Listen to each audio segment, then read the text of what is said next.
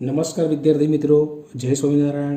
હું રોહિત પટેલ ધોરણ 9ની મારી સંસ્થાની ડિજિટલ એજ્યુકેશન ચેનલમાં આપ સૌ વિદ્યાર્થી મિત્રોનું હાર્દિક સ્વાગત કરું છું.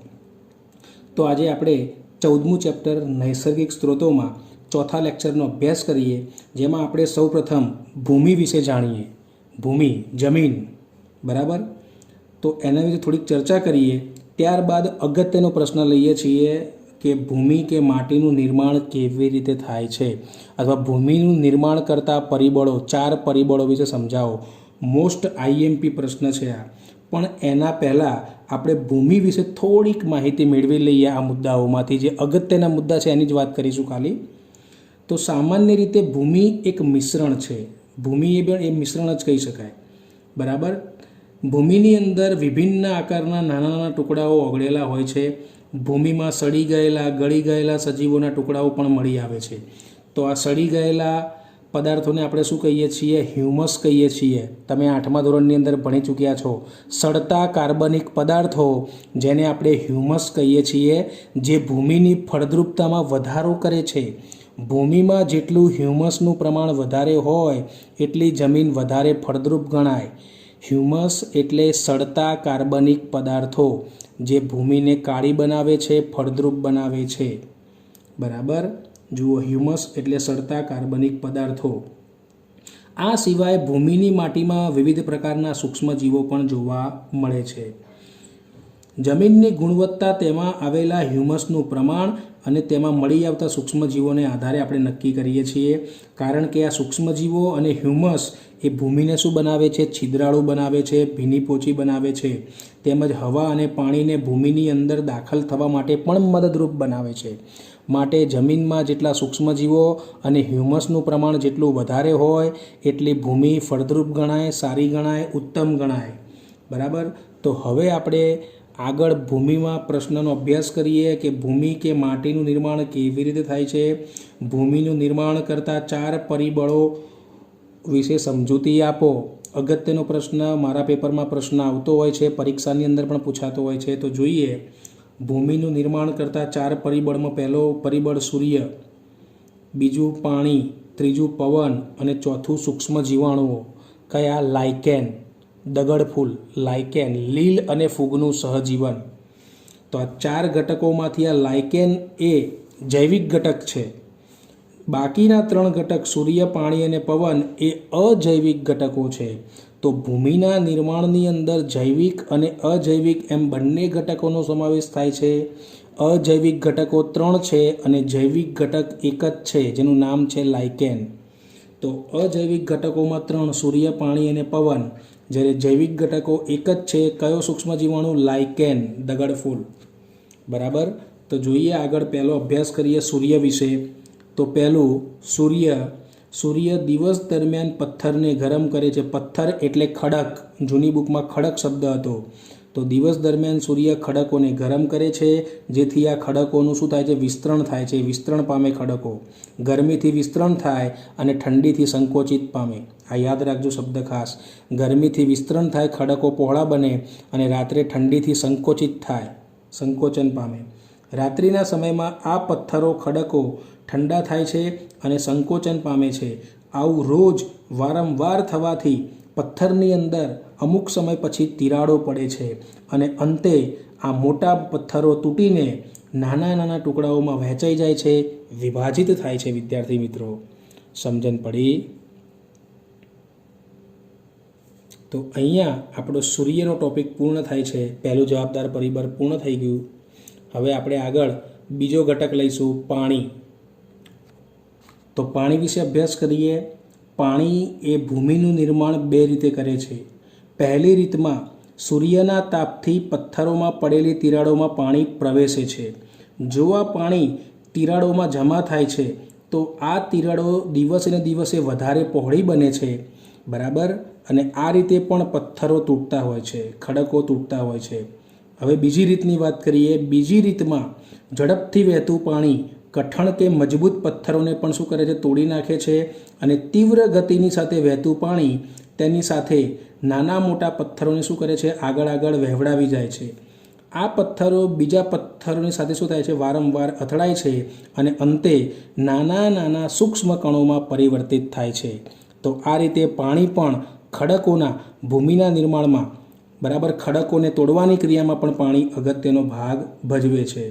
પાણી પથ્થરોની આ કણોને સાથે લઈ જાય છે અને આ રીતે ભૂમિની મૂળભૂત પથ્થરથી ઘણી દૂર સ્થાને પાણી મળી આવે છે. બરાબર. તો હવે ત્રીજો ઘટક જોઈએ, પવનની વાત કરીએ. જે રીતે પાણીમાં પથ્થર એકબીજાની સાથે અથડાવાને કારણે તૂટે છે, એવી જ રીતે તીવ્ર પવન પણ પથ્થરોને શું કરે છે, તોડી નાખે છે. અને પવન પાણીની જેમ જ રેતીને એક સ્થાનથી બીજા સ્થાન સુધી લઈ જાય છે, યાની કે સ્થાનાંતર કરાવે છે. અને આ રીતે ખડકોના કણોને તોડીને સૂક્ષ્મ કણો બનાવી અને એક જગ્યાએ એક ઉપર એક પાથરે છે, રેતીના સ્તરો પાથરે છે. અને આ રીતે એ ભૂમિના નિર્માણમાં મહત્ત્વનો ભાગ ભજવે છે. હવે 3 અજૈવિક ઘટકો પૂર્ણ થઈ ગયા. હવે ચોથો મુદ્દો જૈવિક ઘટક છે, સૂક્ષ્મ જીવાણુઓ, જેને આપણે લાઇકેન કહીએ છીએ, એની વાત કરીએ. સજીવો પણ ભૂમિ નિર્માણની ક્રિયામાં અગત્યનો ભાગ ભજવે છે. લાઇકેન, કે જેના વિશે આપણે અગાઉ અભ્યાસ કર્યો છે, કે લાઇકેન એ લીલ અને ફૂગનું સહજીવન છે. લીલ અને ફૂગ બંને જણા સાથે મળીને જીવન જીવે છે. બંનેને ફાયદો થાય છે, માટે આ એક પ્રકારનું સહજીવન કહી શકાય. તો આ લાઇકેન પથ્થરોની સપાટી ઉપર ઉગી નીકળે છે, ખડકોની સપાટી ઉપર ઉગે છે. જ્યારે લાઇકેન પથ્થર ઉપર પોતાનું જીવનચક્ર પૂર્ણ કરે છે, ત્યારે જીવનચક્ર જીવન દરમિયાન એ અમુક રાસાયણિક પદાર્થોનો શું કરે છે, સ્ત્રાવ કરે છે. અમુક રાસાયણિક પદાર્થોને ખડકોમાં મુક્ત કરે છે, જે પથ્થરોની સપાટીને શું કરે છે, ધીમે ધીમે તોડી નાખે છે અને નાના નાના કણોમાં શું કરે છે, ફેરવી નાખે છે અને ભૂમિના એક પાતળા સ્તરનું નિર્માણ કરે છે. બરાબર. બીજા ઘટકો જોઈએ. બીજા સૂક્ષ્મ જીવાણુની વાત કરીએ, મોસ નામની લીલ. હવે આ સપાટી મોસ જેવી બીજી નાની વનસ્પતિઓના ઉગવા માટે પણ સક્ષમ હોય છે અને તેઓ પણ પથ્થરને વધારે પ્રમાણમાં તોડે છે. બરાબર. તો આ મોસ એ શેવાળ કહેવાય એક પ્રકારની. બરાબર. મોસ એ એક પ્રકારની શેવાળ કહેવાય, લીલથી થોડી સારા વિકાસવાળી હોય. બરાબર. એ પણ ભૂમિ નિર્માણમાં અગત્યનો ભાગ ભજવે છે. ત્યારબાદ આગળ જોઈએ, બીજું કોણ અગત્યનો ભાગ ભજવે છે, મોટા વૃક્ષોના મૂળ. આ મોટા વૃક્ષોના મૂળ પણ કેટલીક વખત પથ્થરોની તિરાડોની અંદર પ્રવેશી જાય છે અને એ તિરાડોને વધારે પહોળી કરે છે અને અંતે તિરાડોને શું કરે છે, તોડે છે.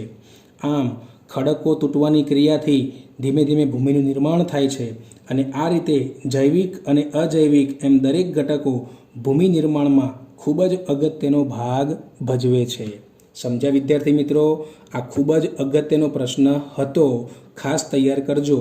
3 કે 4 ગુણમાં પૂછી શકાય.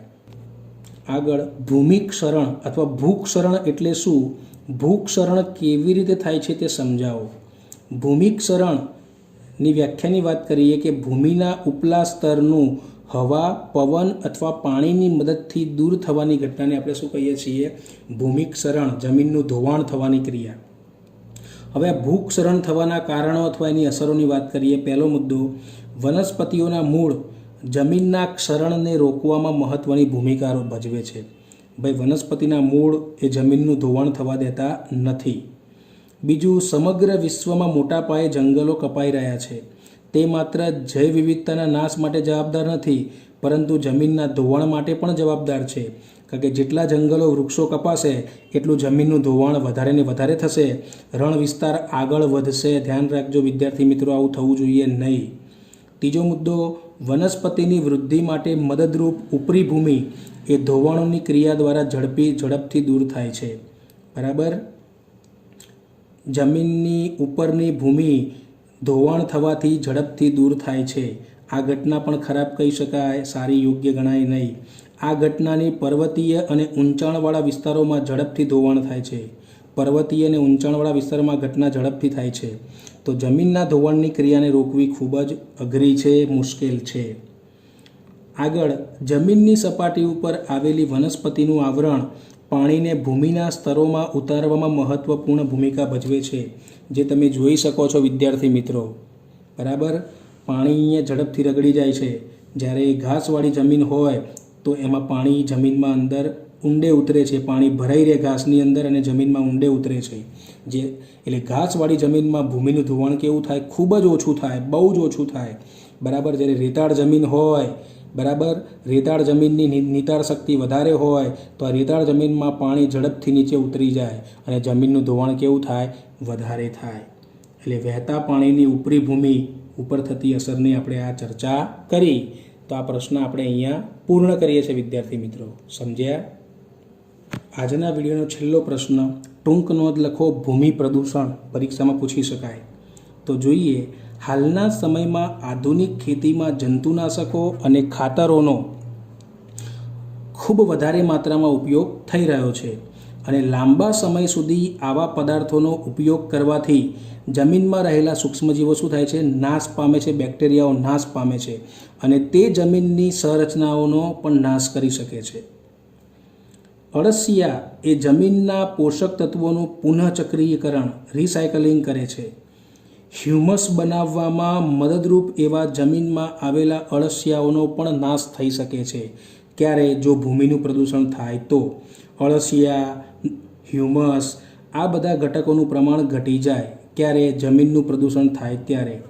જો ટકાઉ રીતે ખેતી ન કરવામાં આવે તો ઉપજાઉ જમીન પણ જલ્દીથી પડતર કે બિન ઉપજાઉ ભૂમિમાં પરિવર્તન પામી શકે છે.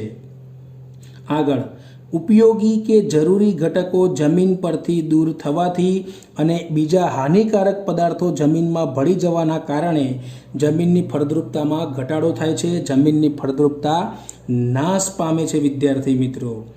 જેથી તેના ઉપર આવેલી આ જૈવ વિવિધતા, પ્રાણીઓની વેરાયટી એ નાશ પામે છે. આના કારણે આ ઘટનાને આપણે શું કહીએ છીએ? ભૂમિ પ્રદૂષણ કહે છે. બરાબર. જૈવ વિવિધતાનો નાશ થાય છે. કોના કારણે? ભૂમિ પ્રદૂષણના કારણે. જમીન જેને દરેક વ્યક્તિ એક સ્થળ ઉપર જુએ છે તે એક લાંબા સમયના અંતે નિર્માણ પામેલી છે. ભૂમિનું નિર્માણ કરતાં હજારો લાખો વર્ષો લાગે છે વિદ્યાર્થી મિત્રો. પરંતુ કેટલીક ભૂમિને એક સ્થાન ઉપર નિર્માણ કરવા માટે કેટલાક પરિબળો તેને કંઈ બીજા સ્થાન ઉપર સ્થળાંતરિત કરવા માટે જવાબદાર હોઈ શકે છે. આગળ, જમીનના નાના કણો પવન દ્વારા કે પાણી દ્વારા વહન પામીને સ્થળાંતરિત થઈ શકે છે અને આ રીતે ભૂમિનું ધોવાણ થઈ શકે છે. ભૂમિના બધા જ કણોનું સ્થળાંતર થઈ જવાને કારણે કઠણ કે મજબૂત પથ્થર બહાર આવે. જમીનમાં ઉપરના ઘટકો, નાના નાના સૂક્ષ્મ કણો સ્થળાંતરિત થઈ જાય અને જમીનની અંદર રહેલા મોટા મોટા પથ્થર જેવા કણો બહાર નીકળી જાય છે અને આવું થવાથી પણ જમીનનું પ્રદૂષણ થાય, જમીનનું ધોવાણ થાય છે. આ પ્રક્રિયામાં એક મહત્ત્વના સ્ત્રોતનું નુકસાન થાય છે કારણ કે પથ્થર ઉપર વનસ્પતિ ઉગવાની પ્રક્રિયા નહિવત થાય છે. હવે જમીનની અંદરથી જો પથ્થર બહાર આવી જાય તો એ પથ્થરવાળી જમીનમાં વનસ્પતિનો વિકાસ થતો નથી, ખેતી થઈ શકે નહીં. બરાબર. હવે આ ખેતીલાયક જમીન હવે કેવી થઈ ગઈ? બિન ખેતીલાયક થઈ ગઈ, બિન ઉપજાઉ જમીન બની ગઈ. તો આ બધું કોના કારણે થયું? ભૂમિનું પ્રદૂષણ થવાથી થયું, જૈવ વિવિધતાનો નાશ થવાથી થયું, ભૂમિનું ધોવાણ થયું. એટલા માટે પણ આ બધી ઘટનાઓ બની. બરાબર. તો ખાસ યાદ રાખો કે ભૂમિનું ધોવાણ થવું જોઈએ નહીં, જમીન ઉપરની જૈવ વિવિધતાનો નાશ થવો જોઈએ નહીં. એ ખાસ યાદ રાખવું જરૂરી છે. બરાબર. અને ભૂમિનું પ્રદૂષણ આપણે અટકાવવું જોઈએ. બરાબર. જેથી જૈવ વિવિધતાનો નાશ થાય નહીં અને જમીન ઉપર હ્યુમસ અને સૂક્ષ્મજીવો જળવાઈ રહે, જેથી ભૂમિની ફળદ્રુપતા જળવાઈ રહે. બરાબર. અને પ્રદૂષણ થાય નહીં. તો આપણે આ પ્રશ્ન અહીંયા પૂર્ણ કરીએ છીએ. બરાબર. બધા જ પ્રશ્નો તમે વ્યવસ્થિત અભ્યાસ કરજો. ફરી મળીશું વિદ્યાર્થી મિત્રો. જય શ્રી કૃષ્ણ.